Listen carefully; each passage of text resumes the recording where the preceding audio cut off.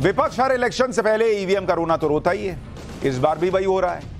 EVM के विरोधी supreme court तक पहुंच चुके हैं और सुप्रीम कोर्ट से इस बात की बात करने लगे कि ईवीएम से जो वोट डाला जाता है उस एक एक वोट को वीवीपैट की स्लिप से मैच किया जाए। सुप्रीम कोर्ट में इस मामले को लेकर सुनवाई हो चुकी है और आज सुप्रीम कोर्ट ने इस मामले को लेकर चुनाव आयोग से कुछ मामले में क्लैरिटी मांगी और फैसला सुरक्षित कर लिया। लेकिन सुप्रीम कोर्ट ने आज ईवीएम पर सवाल उठाने वालों को कुछ ऐसी बातें भी कह दी जिससे ईवीएम के विरोधियों को बड़ी तगड़ी आग लगी हो। इसके बारे में आपको आगे बताऊंगा, लेकिन पहले देख लीजिए कि आज ईवीएम के मामले में सुप्रीम कोर्ट में क्या हुआ। आज सुनवाई शुरू होते ही सुप्रीम कोर्ट ने कहा कि हम आज मेरिट पर सुनवाई नहीं कर रहे हैं, हमें कुछ चुनाव आयोग से स्पष्टीकरण चाहिए थे, इसलिए सुनवाई हो रही है। अब वो स्पष्टीकरण क्या थे, उससे ईवीएम के बारे में क्या पता चला, यह बड़ा इंटरेस्टिंग है। दरअसल ईवीएम पर आज सुनवाई शुरू हुई तो सुप्रीम कोर्ट ने चुनाव आयोग से माइक्रो कंट्रोलर के बारे में जानकारी मांगी। माइक्रो कंट्रोलर क्या है? एक तरह का चिप होता है। आपके मोबाइल में भी चिप लगता है ना, देखिए वो ऐसा चिप है जिसकी फोटो बनी हुई है, माइक्रो कंट्रोलर, जो ईवीएम, वीवीपैट और कंट्रोल यूनिट के अंदर लगी हुई होती है। माइक्रो कंट्रोलर जो दी गई कमांड के अनुसार काम करती है। इसी को लेकर कई बार यह सवाल उठाए गए हैं कि इन्हीं माइक्रो कंट्रोलर को प्रोग्राम करके ईवीएम में गड़बड़ी की जा सकती है। इन्हीं माइक्रो कंट्रोलर पर सुप्रीम कोर्ट ने आज चुनाव आयोग से कुछ सवाल पर जवाब मांगे। सुप्रीम कोर्ट ने पूछा कि जो माइक्रो कंट्रोलर इंस्टॉल होता है वो कंट्रोल यूनिट में होता है या वीवीपैट में इंस्टॉल होता है। तो चुनाव आयोग ने जवाब दिया कि बैलेट यूनिट और वीवीपैट के अपने अपने अलग अलग माइक्रो कंट्रोलर होते हैं।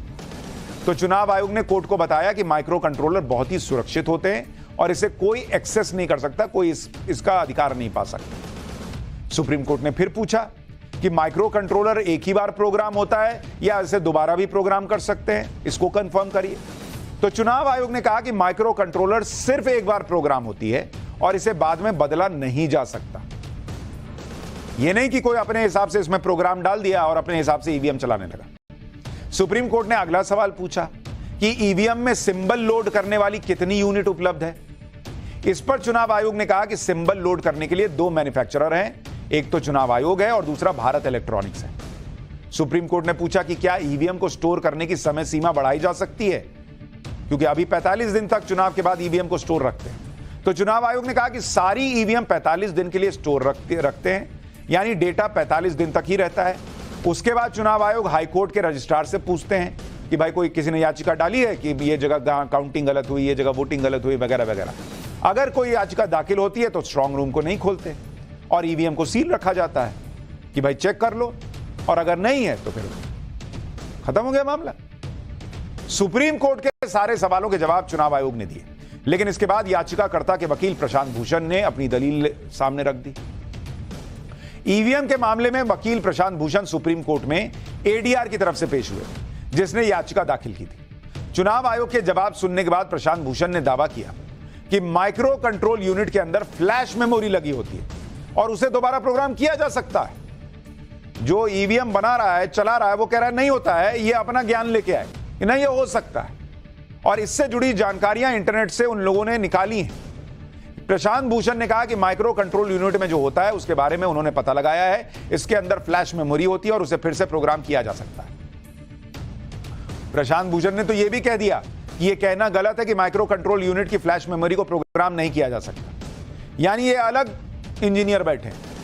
प्रशांत भूषण के इस सवाल पर सुप्रीम कोर्ट ने चुनाव आयोग से पूछा कि क्या माइक्रो कंट्रोल यूनिट को फिर से प्रोग्राम किया जा सकता है, वो जो चिप लगा है उसको दोबारा प्रोग्राम कर सकते हैं। तो चुनाव आयोग ने कहा कि बिल्कुल नहीं किया जा सकता है सर, यानी चुनाव आयोग ताल ठोक के कह रहा है कि नहीं हो सकता है, और ये प्रशांत भूषण इंटरनेट पे पढ़ के चले आए कि नहीं नहीं होता है। चुनाव आयोग ने बिल्कुल साफ शब्दों में कह दिया कि माइक्रो कंट्रोल यूनिट को फिर से प्रोग्राम नहीं किया जा सकता। जिस फ्लैश मेमोरी को लेकर याचिकाकर्ता के वकील सवाल उठा रहे थे उसे दोबारा प्रोग्राम किया जा सकता है, उस पर भी चुनाव आयोग ने जवाब दिया। चुनाव आयोग ने बताया कि फ्लैश मेमोरी में सॉफ्टवेयर नहीं होता है, फ्लैश मेमोरी में पार्टियों के पास सिंबल होते हैं, उनकी फोटो होती है। मतलब फ्लैश मेमोरी आप समझिए ऐसा बर्तन है जिसमें आप खाना रख सकते हैं, उसमें खाना पका नहीं सकते। तो पका हुआ खाना अगर रखा हुआ है तो उसको कैसे पका दीजिएगा? उस बर्तन में खाना बन ही नहीं सकता है। खाना बनेगा कढ़ाई में, कुकर में, दूसरे बर्तन में। यह बात समझने को तैयार नहीं है याचिकाकर्ता। तो चुनाव आयोग कह रहा है कि भाई नहीं होता ऐसा। चुनाव आयोग ने कहा कि फ्लैश मेमोरी की क्षमता बहुत कम होती है। फ्लैश मेमोरी में सिर्फ 1024 सिंबल लोड हो सकते हैं, सॉफ्टवेयर नहीं लोड होता है। कंट्रोल यूनिट में जो माइक्रो कंट्रोलर होता है वो सिंबल नहीं पहचानता है। माइक्रो कंट्रोलर सिर्फ ईवीएम में लगे बटन पर काम करता है। इस पर याचिकाकर्ता के वकील ने कहा कि अगर सिंबल के साथ कोई गलत प्रोग्राम लोड कर दिया तो क्या होगा। तो इस पर सुप्रीम कोर्ट ने कहा कि हमने चुनाव आयोग की बातों को समझ लिया है, हम इसका ध्यान रखेंगे। फ्लैश मेमोरी भी एक चिप होती है जिसमें तस्वीरें, गाने और वीडियो स्टोर किए जाते हैं, जैसे पेन ड्राइव में करते हैं, ठीक वैसे ही। इसके बाद भी याचिकाकर्ता के वकील लगातार कह रहे थे कि ना फ्लैश मेमोरी को तो दोबारा प्रोग्राम किया जा सकता है, ना किया जा सकता है। तो इस पर सुप्रीम कोर्ट ने सीधे और सपाट शब्दों में याचिकाकर्ता के वकील से यानी प्रशांत भूषण से कह दिया कि अगर आप पहले से कुछ सोच के आए हैं तो बॉस हम आपकी मदद नहीं कर सकते। हम यहां पर आपका थॉट प्रोसेस बदलने के लिए नहीं बैठे।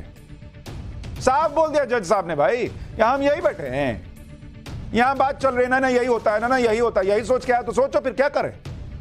चुनाव आयोग ने सुप्रीम कोर्ट में ईवीएम से जुड़े सवालों के जवाब दिए। फिर याचिकाकर्ताओं के वकील लगातार दलील देते रहे कि ईवीएम में गड़बड़ी हो सकती है। याचिकाकर्ता के वकील ने कहा कि देश में कई ऐसे सॉफ्टवेयर हैं जिनसे जालसाजी की जा सकती है। कई रिपोर्ट हैं जिसमें ईवीएम में गड़बड़ी की आशंका जताई गई है। इस पर सुप्रीम कोर्ट ने कहा कि आप जिस रिपोर्ट का हवाला दे रहे हैं उसमें कहा गया कि हैकिंग की कोई घटना अभी तक सामने नहीं आई है। सुप्रीम कोर्ट ने यह बड़ी बात कह दी कि क्या हम शक के आधार पर फैसले दे सकते हैं।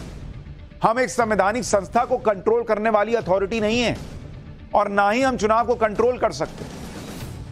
मतलब इनको शक है तो बस आप मान जाइए कि यही हो रहा है। और कोर्ट में इतने फैक्ट्स रखे जा रहे हैं, तथ्य रखे जा रहे हैं, नहीं हमने कह दिया होती है तो होती है, बस ऐसे चलता है। कोर्ट नहीं ना चलता। कोर्ट ने कह दिया कि आपके हिसाब से नहीं ना चलेगा मामला, अगर आप नहीं मानने को तैयार बैठे तो। आज सुनवाई के दौरान सुप्रीम कोर्ट ने अपने पुराने फैसले का भी जिक्र किया। कहा कि सुप्रीम कोर्ट ने अपने फैसले में कहा था कि वीवीपैट का इस्तेमाल किया जाए, जो हो रहा है। सुप्रीम कोर्ट ने यह नहीं कहा था कि सारी वीवीपैट पर्चियों का मिलान किया जाए। 5% पर्चियों के मिलान करने की बात कोर्ट ने कही थी। अगर किसी कैंडिडेट को इससे दिक्कत है तो वो कोर्ट आ सकता है, हम उसे देखेंगे। सुनवाई पूरी होने के बाद सुप्रीम कोर्ट ने कहा कि ईवीएम से मतदान की प्रक्रिया को और सुरक्षित करने के लिए निर्देश पारित करने पर विचार करेंगे, क्योंकि बैलेट पेपर पर वापस जाने का कोई सवाल ही नहीं उठता। सुप्रीम कोर्ट ने कहा कि हम देखेंगे कि मौजूदा सिस्टम को कैसे और मजबूत किया जा सकता है और क्या उपाय उठाए जा सकते हैं। इसके बाद सुप्रीम कोर्ट ने अपना फैसला सुरक्षित रख लिया। यानी एक एक बात जो है वो क्लियर होती जा रही है और बैलेट पेपर से चुनाव तो नहीं होगा, ये ऑलमोस्ट क्लियर हो गया। ईवीएम पर जब फैसला आएगा हम आपको पाठशाला में उसके बारे में बताएंगे।